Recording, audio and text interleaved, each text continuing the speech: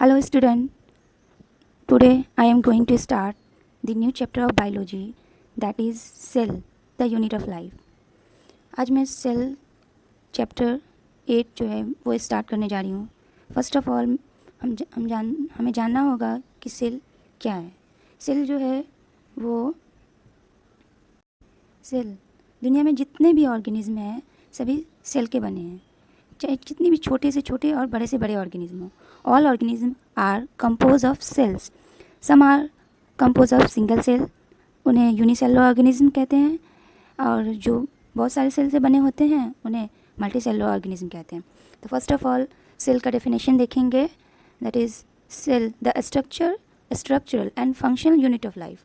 जीवन की आधारभूत संरचना, डेलिमिटेड बाय सेमी और selectively permeable membrane and had ability to produce the new cell similar to itself is known as cell. जीवन की आधारभूत संरचना जो घिरी होती है सेमी और सेलेक्टिवली परमिएबल मेम्ब्रेन से, और उसके पास एबिलिटी होती है प्रोड्यूस करने की न्यू सेल, नए सेल को प्रोड्यूस करने की एबिलिटी होती है. खुद के जैसा सेल प्रोड्यूस करने की एबिलिटी होती है, उसे ही सेल कहते हैं. सेल जो है वो फर्स्ट ऑफ ऑल हम देखेंगे कि सेल जो है सबसे स्मॉलेस्ट यूनिट है. सेल ज्वाइन होकर, जैसे एक सेल है, ये सेल है, सेल ज्वाइन करके टिश्यू बनाता है. बहुत सारा सेल मिलके टिश्यू बनाता है. बहुत सारे टिश्यू मिलके ऑर्गन बनाते हैं, और बहुत सारे ऑर्गन मिलके ऑर्गन सिस्टम, एंड देन बहुत सारा ऑर्गन सिस्टम मिलके एक ऑर्गेनिज्म बनाता है. आगे हम देखेंगे यूनिसेलुलर ऑर्गेनिज्म के बारे में. यूनिसेलुलर ऑर्गेनिज्म एक कोशिकीय जीव किसे कहते हैं? जिसके पास एक सेल, जो एक सेल से बना होता है उसे एक कोशिकीय जीव कहते हैं. Those organisms which are made up of only one cell. वैसे जीव जो सिर्फ एक ही सेल के बने हो और उसके पास कोई रिक्वायरमेंट, कोई ज़रूरत नहीं हो कोई भी अदर सेल के लिए अपनी लाइफ को कंप्लीट करने के लिए. Those organisms which are made up of only one cell and do not have requirement of any other cell for completing their life is known as unicellular organism. वैसा जीव जो सिर्फ एक सेल का बना हो, एक सेल सिंगल सेल का बना हो, और उसके पास कोई ज़रूरत नहीं हो अदर सेल की उसकी लाइफ को कंप्लीट करने के लिए, उसे यूनिसेलुलर ऑर्गेनिज्म कहते हैं. ये सभी काम एक ही सेल में कर लेते हैं, एक ही सेल से करते हैं. जैसे इसका एग्जांपल है किंगडम मोनेरा और किंगडम प्रोटिस्टा, जो है वो सिंगल सेल के बने होते हैं. इसके बाद आते हैं हम मल्टी सेलुलर ऑर्गेनिज्म के बारे में.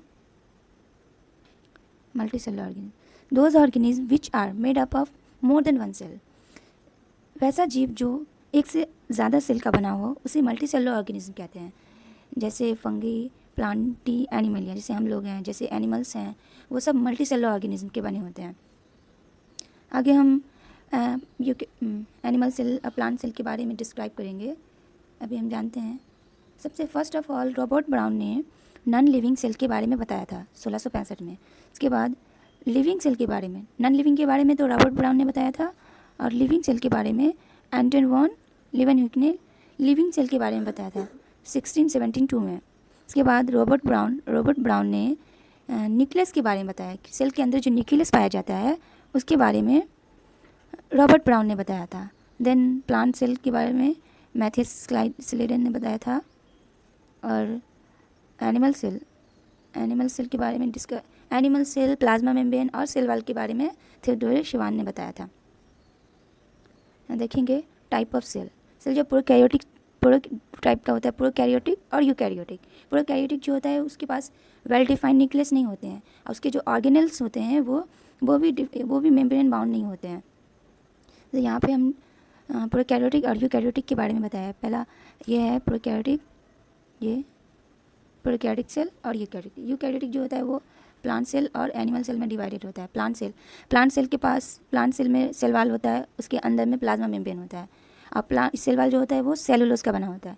बट एनिमल सेल में सेल वाल नहीं होता है.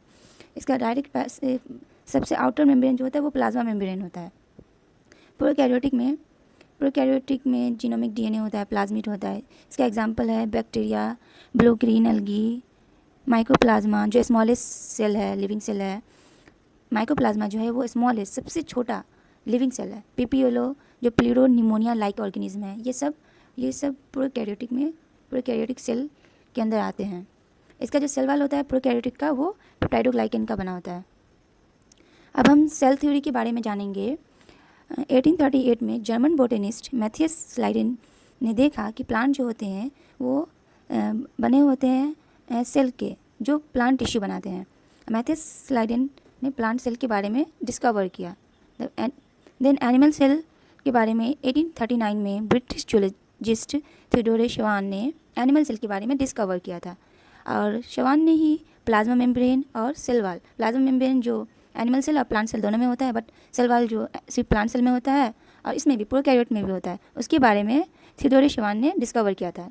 शवान ने एनिमल सेल के बारे में भी डिस्कवर किया और प्लाज्मा मेम्ब्रेन के बारे में भी और सेल वाल के बारे में भी।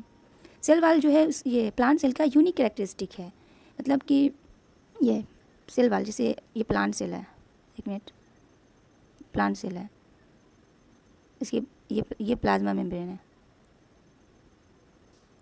प्लाज्मा मेम्ब्रेन है, और ये सेल वाल है, सेल वाल है। सेल वाल जो होता है वो प्लांट को रिजिड स्ट्रक्चर देता है, इससे बाहरी इन्वायरमेंट से बचाता है। जैसे सेल वाल प्लांट को यूनिक शेप देता है, रिजिडिटी प्रोवाइड करता है, इसे प्रोटेक्ट करता है। और आगे देखेंगे, स्लाइडेन और शवान दोनों ने मिलकर के सेल थ्योरी के बारे में बताया। They said that all plant and animal are made up of cell and product of cell. इन दोनों ने कहा कि जितने भी प्लांट और एनिमल हैं वो सेल और उसके प्रोडक्ट के बने हैं, लेकिन ये दोनों पूरी तरह से बता नहीं पाए कि नया सेल जो है वो बनता कैसे है। तो देन 1855 में रुडोल्फ विर्चोव ने फर्स्ट टाइम बताया कि सेल जो है वो डिवाइड होता है न्यू सेल में, and new cell are form from pre existing cell. Cell नया सेल में डिवाइड होता है और नया सेल जो बनता है और जो वो सेल नया सेल में कन्वर्ट हुआ वो प्री एग्जिस्टिंग सेल, मतलब पहले से बने हुए सेल से बनता है। रुडोल्फ विर्चोव ने फाइनल शेप दिया, सेल थ्योरी को फाइनल शेप दिया। स्लाइडेन और शवान ने बताया तो इसकी थ्योरी के बारे में बताया, लेकिन फाइनल शेप नहीं दे पाए। लेकिन रुडोल्फ विर्चोव ने सेल थ्योरी को फाइनल शेप दिया। और आज सेल थ्योरी जो है वो ऐसे समझी जाती है that all the living organism are made up of cell. जितने भी लिविंग जीवित जीव हैं वो बने होते हैं सेल के और उसके प्रोडक्ट के। और दूसरा कि all the cell are made up of pre existing cell. जितने भी सेल है वो पहले से बने हुए सेल के बनते हैं। जैसे कोई भी सेल है, एक सेल है, वो डिवाइड हुआ तो वो 2 में कन्वर्ट हो गया, फिर ये डिवाइड हुआ तो ये 4 में कन्वर्ट हो गया, नहीं एक मिनट, ये डिवाइड हुआ ये 2 में कन्वर्ट हो गया, फिर ये डिवाइड हुआ तो ये 2 में कन्वर्ट हो गया। ऐसे ही सेल डिवाइड होते रहते हैं और सेल के नंबर बढ़ते रहते हैं। वो आगे हम डिस्कस करेंगे कैसे सेल का डिवीज़न होता है, वो सेल साइकिल और सेल डिवीज़न में। अब हम देखेंगे size of cell. Smallest living cell जो होता है वो माइक्रोप्लाज्मा, इसका साइज़ जो होता है वो 0.3 माइक्रोमीटर होता है। सबसे छोटा, अगर पूछा जाए कि सबसे छोटा लिविंग सेल, जीवित सेल जो है वो कौन है, तो वो माइक्रोप्लाज्मा है, जिसका साइज़ 0.3 माइक्रोमीटर होता है। बैक्टीरियल सेल साइज़ जो होता है वो नॉर्मली 3 to 5 माइक्रोमीटर होता है। लार्जेस्ट सिंगल सेल, सबसे बड़ा जो सिंगल सेल है वो एग ऑफ ऑस्ट्रिच का अंडा। ऑस्ट्रिच का अंडा जो है वो लार्जेस्ट सिंगल सेल है।